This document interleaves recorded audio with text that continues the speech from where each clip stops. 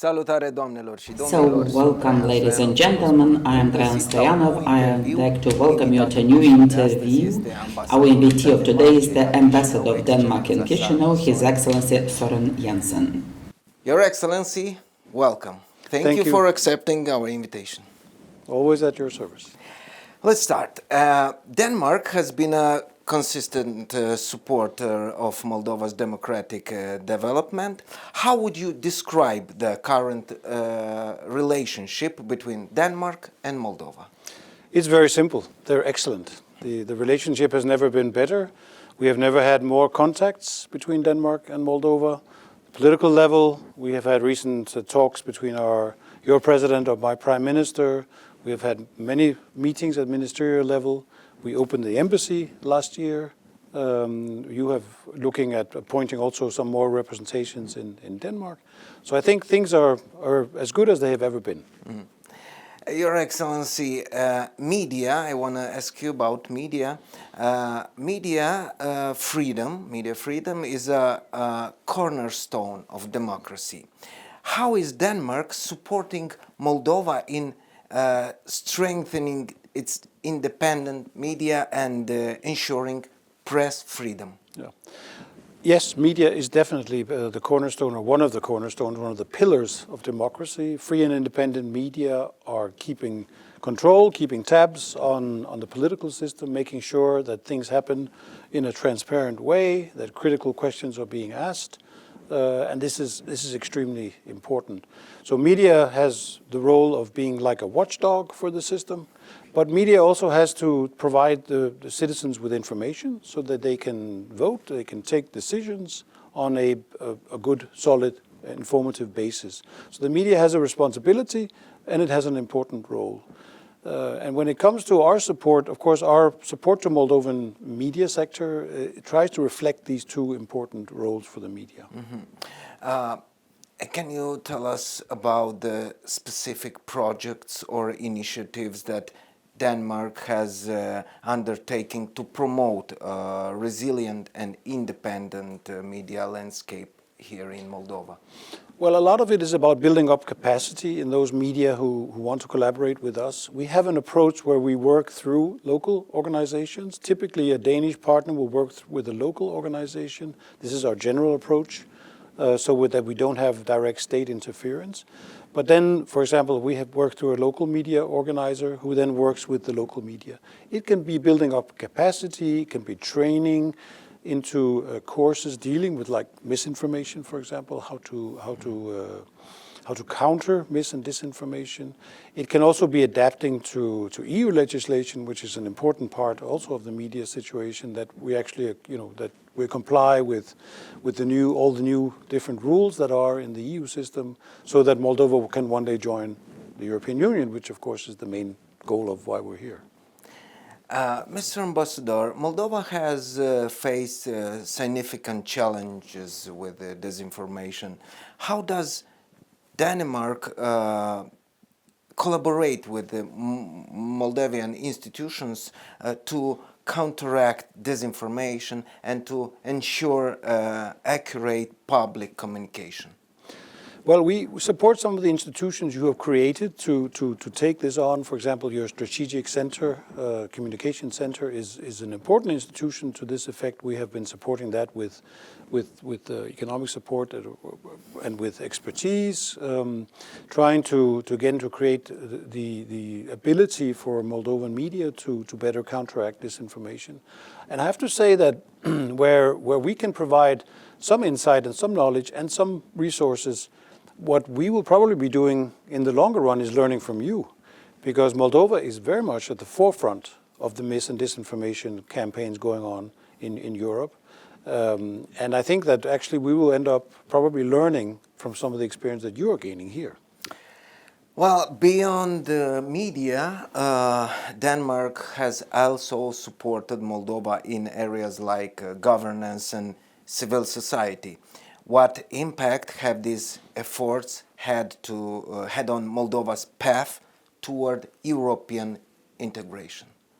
Well, as I said, the way we collaborate mainly is through our own institutions. So our institutions will find local counterparts. And this is, I think, it's an important way of doing it, because not only do they pass on more technical information, they also pass on the kind of culture, the kind of collaborative culture that is very much part of Danish society.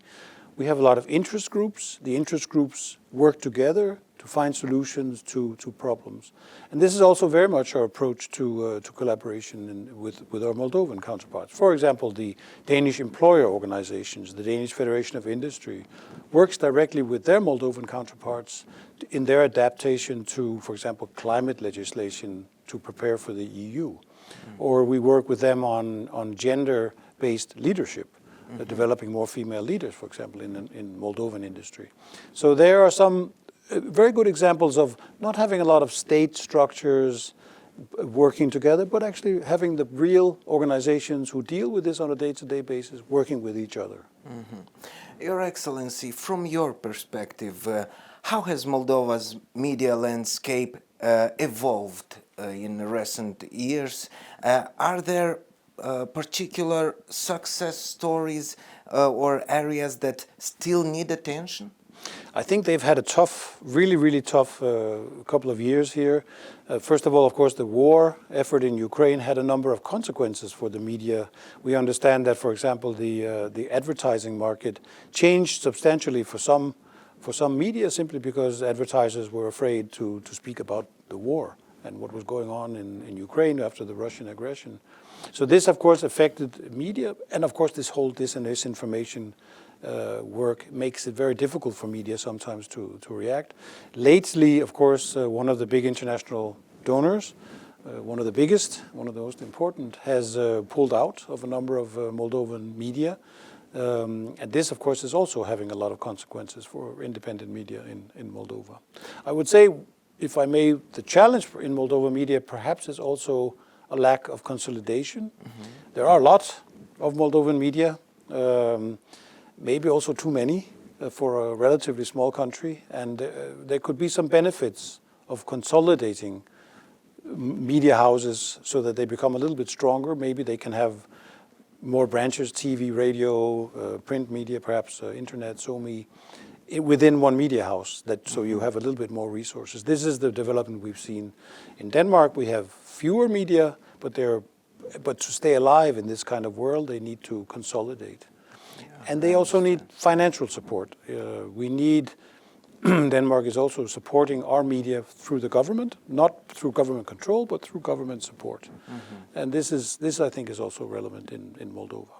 Yes, Denmark is known for its high standards and transparency and institutional integrity. How do you see these values being reflected or encouraged here in Moldova through Danish support? Well, a lot of it is the kind of culture that we try to convey, and also the methods of collaboration. When it comes to integrity, for example, one of the best ways, let's say, to ensure integrity is to ensure transparency and digitalization. Digitalizing a number of functions is a very good way of ensuring transparency. It's very difficult to have, in Romania we call them the brown envelopes, so basically corruption, in a system where everything is digital, where there's a trail, where you can see how all decisions are made. And I think these kind of efforts to enhance transparency is an important part of the support that we give to Moldova. In your experience, Your Excellency, what are some cultural or societal aspects that connect the Danish and Moldovan people? Well, we are both small countries, yes, with big neighbors, and big neighbors with historical challenges. Let's put it diplomatically like that. And this means, I think, that for small countries, they develop a certain attitude, also a kind of humor, to sort of survive in this kind of world. And I think it's important for both our countries that we have this background. In Denmark, when we joined the European Union more than 50 years ago, many Danish people were afraid that because we were a small country, the big countries would dominate us. When we got into the European Union, we would lose our national identity, our sovereignty. And we hear many of the same concerns today. Some of them are, people really are concerned, but some of it is Russian propaganda, to be honest. But the reality is that after 50 years in the European Union, Denmark has not lost its national identity. It is stronger than ever. We were just talking before we came on the air about Denmark winning the European Championships in football. And believe me, we were never as national as that day when we won. And we beat the Germans, so that was even better. Wow. You were so proud. We were very proud. And I think for Moldovans, again, this kind of concern that they will lose something is not relevant. The European Union is not about losing. It's actually about adding. Yes. The Moldovan culture, the Moldovan identity, having all the aspects it has with a Romanian history, a Russian history, a Bulgarian, another Turkish history, to the European mix, to the European family. So I think the best thing for Moldovans who are afraid of Europe, that they might do something to the country that is negative, is to look at how other countries are coping. Small countries like Denmark, but also the Baltic states, are not losing identity. On the contrary, they're actually being even stronger. And then, of course, look at the benefits. The Baltic states were also Soviet states back in the Soviet Union. Today, the Baltics are 4 to 5 times more rich than Moldovans. The pensions are maybe 7 times higher. And this is not because the Baltics are smarter, I think, than the Moldovans. It's because they are using the benefits of being in the European family. And this is what the Moldovans need to take a careful look at when they look at what direction they want their country to go. Do they still want to stay in this, balancing between East and West, or going even closer to the big neighbor in the East who is attacking Ukraine? Or do they want to go into a democratic family of countries? Well, a personal question. Your Excellency, living in Moldova, what has surprised or inspired you the most about the country's media professionals or civil society? I think I'm impressed actually by the endurance and by the willpower of a lot of the civil society. They're quite very active. They're very engaged. When you meet them, when you engage with them, and I meet them as often as I can, you really feel that there's a strong will to keep this country on the right track, to keep the systems accountable, to create a better Moldova. And I also try to travel as much as I can in the country. I visit as often as I can. I go to high schools and visit the younger people, talk to them. And I find a lot of them are looking to the future, where maybe 10 years ago, many Moldovans would be looking, how can I best work somewhere abroad?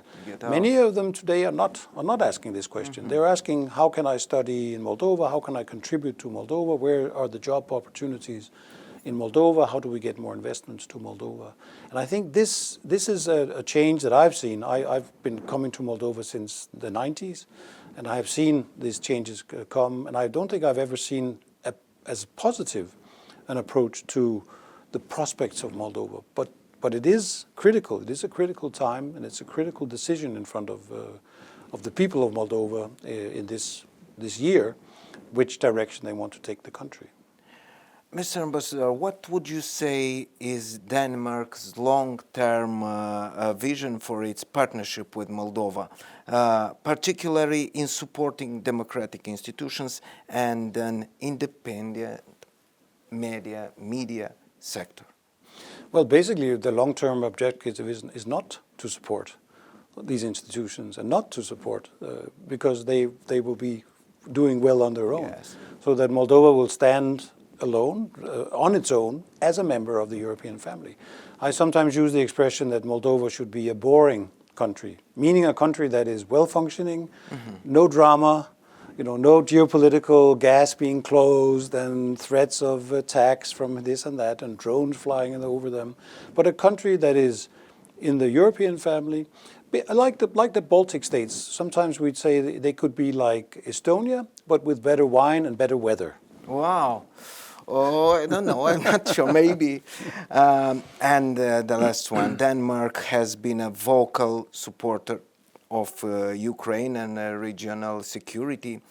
how does the conflict in Ukraine shape Denmark's collaboration with Moldova, especially in strengthening democratic resilience and safeguarding against external threats? Well, I think when we look at Ukraine, we can say that Ukraine is feeling of course, the brunt, the main part of the Russian military aggression, which is completely unacceptable, but it's ongoing as we speak. But Moldova is experiencing, I think, the brunt of the more hybrid aggression from Russia, the misinformation, the disinformation we spoke about, but also the hybrid threat with using gas as a weapon, for example, energy as a weapon. So a lot of our interest or a lot of our engagement in Ukraine is about helping Ukraine against the military aggression, and a lot of our interest for Moldova, of course, is to assist Moldova in the other aggression, the hybrid aggression.